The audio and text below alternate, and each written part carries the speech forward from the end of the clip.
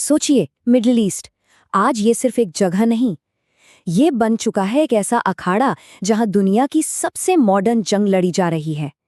लेकिन जरा सोचिए, क्या होगा अगर इस ड्रोन और मिसाइलों की जंग में इनका सामना किसी ऐसी ताकत से हो जाए जो सदियों पुरानी है और हमारी समझ से बिल्कुल परे।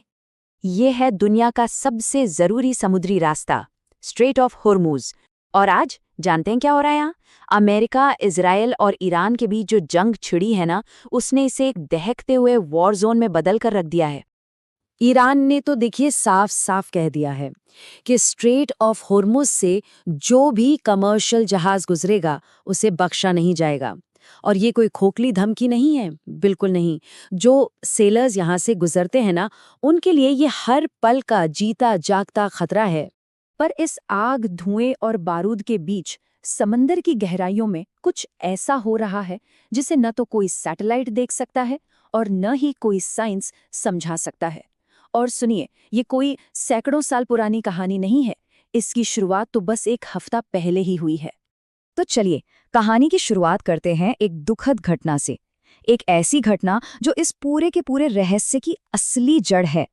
तो बात है आज से ठीक एक हफ्ते पहले की।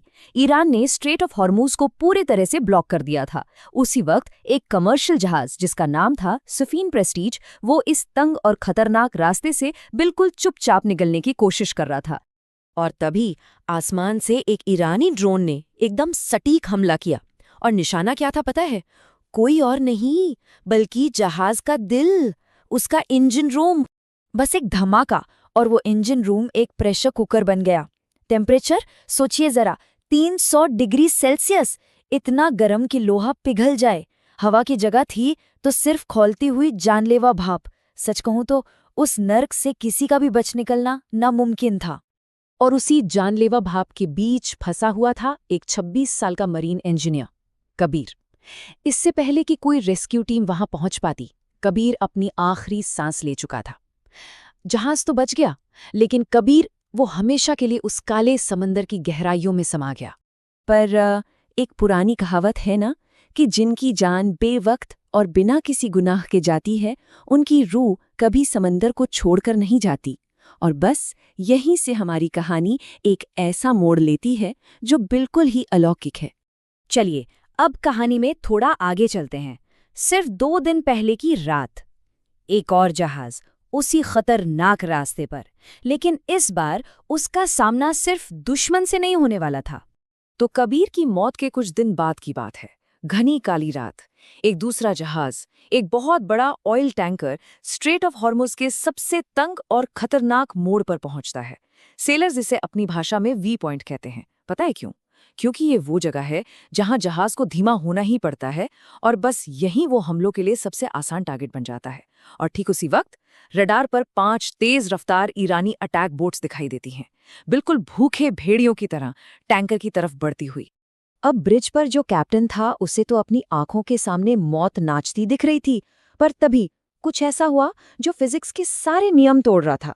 सोचिए, बाहर 40 डिग्री की झुलसाने वाली गर्मी है और अंदर ब्रिज की मोटी मोटी खिड़कियों पर बर्फ की एक परत जमने लगी। केबिन का तापमान 0 से भी नीचे चला गया था। अब ये सोचने वाली बात है ना, उस तपती हुई खाड़ी के बीचों बीच जहां हवा भी जला दे, वहां अचानक सब कुछ जमने कैसे लगा? ये तो कुदरत के हर कानून के खिलाफ था। ठीक तभी रडार स्क्रीन, जिस पर वो 5 नावें दिख रही थी, अचानक से हिलने लगी, ग्लिच करने लगी। और फिर रडार के उस हरी स्क्रीन पर उन नावों और टैंकर के ठीक बीच में एक अकेली इंसानी परछाई उभर कर आई। और सबसे ज्यादा हैरान करने वाली और डराने वाली बात जानते हैं क्या थी?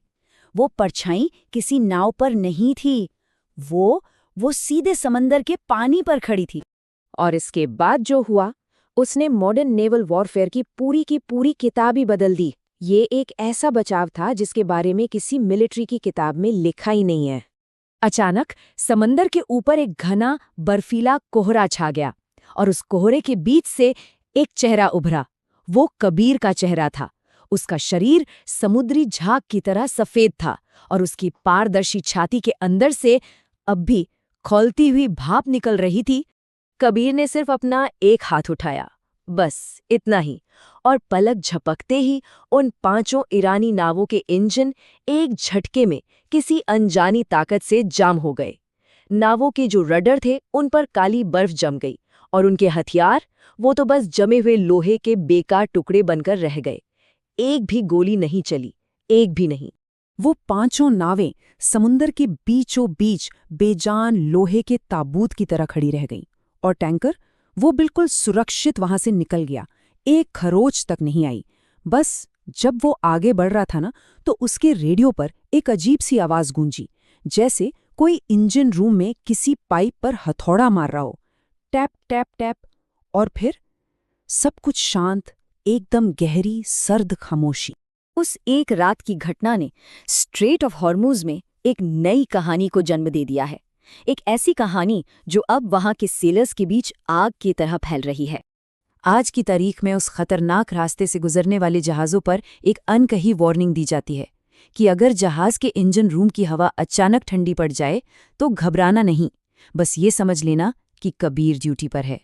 वहां के लोगों का मानना है कि इस जंग में जहां इंसान ही इंसान की जान ले रहा है, वहां कबीर की रूह पहरा दे रही है और वो किसी और बेगुनाह को उस समंदर में अपनी जान गंवाने नहीं देगा।